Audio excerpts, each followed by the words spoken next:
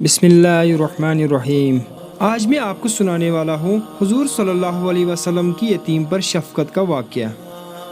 نبی علیہ الصلوۃ والسلام عید کے دن گھر سے مسجد کی طرف تشریف لانے لگے۔ راستے میں آپ صلی اللہ علیہ وسلم نے کچھ بچوں کو کھیلتے دیکھا۔ انہوں نے اچھے کپڑے پہنے ہوئے تھے۔ بچوں نے سلام عرض کیا تو نبی علیہ الصلوۃ والسلام نے جواب ارشاد فرمایا۔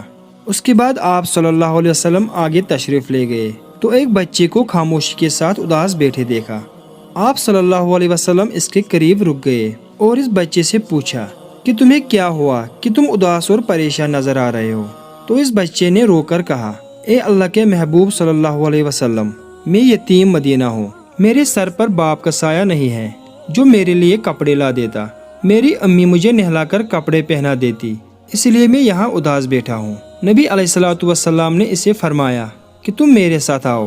تو آپ صلی اللہ علیہ وسلم اسے لے کر واپس اپنے گھر تشریف لائے اور سیدہ عائشہ صدیقہ رضی اللہ تعالیٰ عنہا سے فرمایا، حمیرہ۔ انہوں نے عرض کیا، لبیک یا رسول اللہ، اے اللہ کے رسول صلی اللہ علیہ وسلم، میں حاضر ہوں۔ آپ صلی اللہ علیہ وسلم نے فرمایا، اس بچے کو نہلا دو۔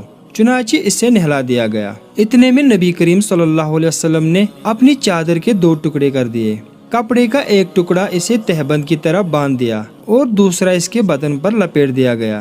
پھر اس کے سر پر تیل لگا کر کنگھی کی گئی، حتیٰ کہ جب وہ بچہ تیار ہو گیا اور نبی علیہ الصلوۃ والسلام کے ساتھ چلنے لگا تو نبی علیہ الصلوۃ والسلام نیچے بیٹھ گئے اور اس بچے کو فرمایا، آج تو پیدل چل کر مسجد میں نہیں جائے گا بلکہ میرے نبوت والے کندھوں پر سوار ہو کر جائے گا۔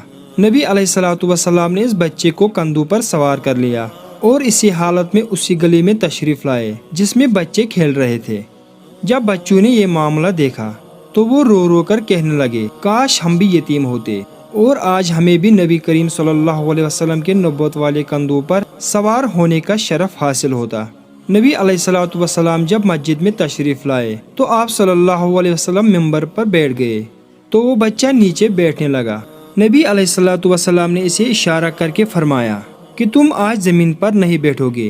چنانچہ آپ صلی اللہ علیہ وسلم نے اس بچے کو اپنے ساتھ ممبر پر بٹھایا اور پھر اس کے سر پر ہاتھ رکھ کر اشارہ فرمایا کہ جو شخص یتیم کی کفالت کرے گا اور محبت و شفقت کی وجہ سے اس کے سر پر ہاتھ پھیرے گا، اس کے ہاتھ کے نیچے جتنے بال آئیں گے اللہ تعالیٰ اس کے نامہ اعمال میں اتنی نیکیاں لکھ دے گا۔